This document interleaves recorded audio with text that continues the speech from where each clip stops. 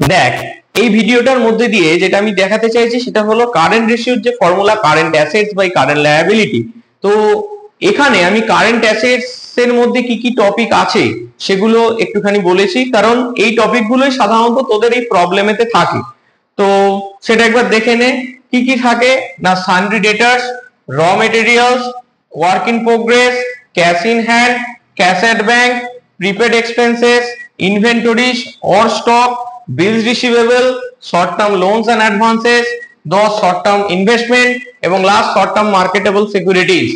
এই জিনিসগুলো থাকে। যেহেতু আমি বলেছিলাম যে কারেন্ট রেশিও হলো অ্যাকচুয়ালি স্বল্পকালীন ঋণ পরিশোধ ক্ষমতা মধ্যে, মানে সেটাকে পরিমাপ করার জন্য করা হয়ে থাকে।